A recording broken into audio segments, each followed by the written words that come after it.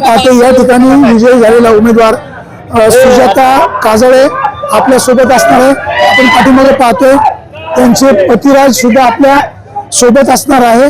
हा विजय उत्सव साजरा करत असताना मोठ्या प्रमाणामध्ये कार्यकर्त्यांचा जल्लोष पाहायला मिळतोय आणि विजयी झालेल्या सुजाता काजळे यांच्याबद्दलची जुन्नर शहरवासियांची जी उत्सुकता होती नेमकं काय होईल तर त्यांनी आता विजय मिळवलेला आहे।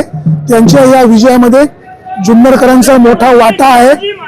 आपण ताईंकडून एक प्रतिक्रिया व्यक्त करून घेऊया। सुजाता काजळे ताई, तुम्ही काय सांगाल? आता तुम्ही विजयी झालेला आहात, तुमची पहिली प्रतिक्रिया काय? सगळ्यांचे धन्यवाद मानते मी, जे मतदान आहेत सगळे जुन्नरचे, त्यांना सगळ्यांना मी धन्यवाद देते। सर, तुम्ही काय सांगाल? जुन्नरकरांनी पुन्हा कौल शिवसेनेला दिलेला आहे। या ठिकाणी जुन्नरकरांचं पाहिजे तेवढं आम्ही धन्यवाद मानतो। त्यांनी दिलेला कौल हा भगव्या ध्वजाला दिलेला कौल आहे। या भगव्या ध्वजाच्या संरक्षणाकरता गेली 37 वर्ष ते सुद्धा नगराध्यक्षाचे उमेदवार आणि आम्ही गेली 45 वर्ष भगव्या ध्वजाखालीच वाढलो, भगव्या ध्वजाखालीच राहिलो, यापुढे भगव्या ध्वजासाठीच काम करणार आहोत। त्यामुळे भगवा ध्वज हा आमच्या दृष्टीने सगळ्यात महत्त्वाचा आहे।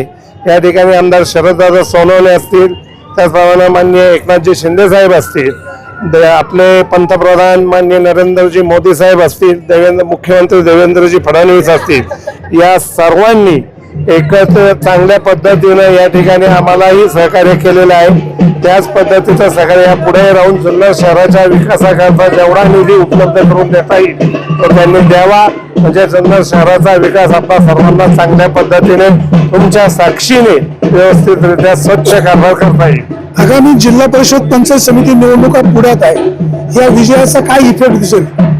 जुन्नर नगरपालिकेमध्ये ज्या वेळेला आपण पाहिलेलं आहे की ज्या वेळेला शिवसेनेची सत्ता भगव्या ध्वजाची आली त्यावेळेला पंचायत समिती झेडपी या ठिकाणी सुद्धा शिवसेनेची सत्ता आलेली आहे। आणि यानंतरही आम्ही सर्वच कार्यकर्ते मंडळी जे काही उमेदवार आमदार शरददादा सोनवणे देतील झेडपीसाठी पंचायत समितीसाठी त्यांचं काम आम्ही 100% तिथं जाऊन घरोघरी जाऊन करणार आहोत।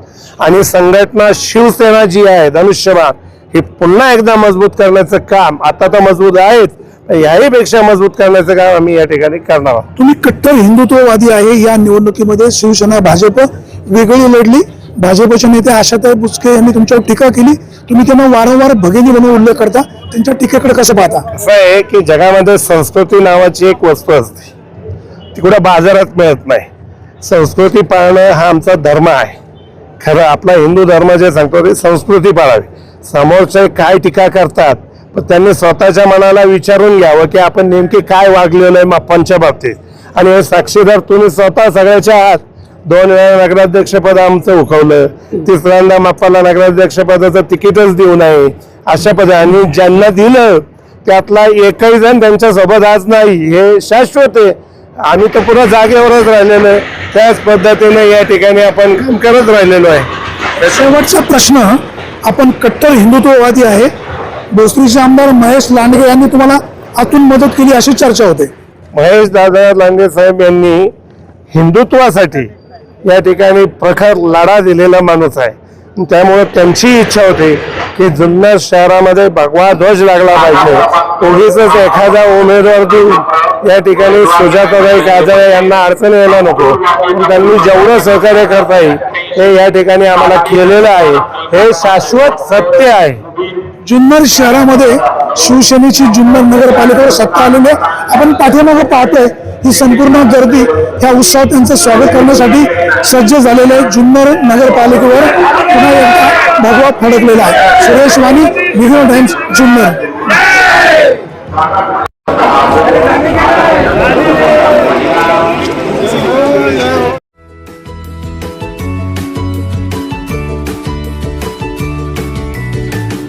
बातम्या शेतीच्या,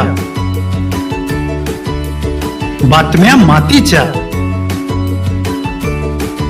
बातम्या अन्यायाच्या, गुन्हेगारीच्या,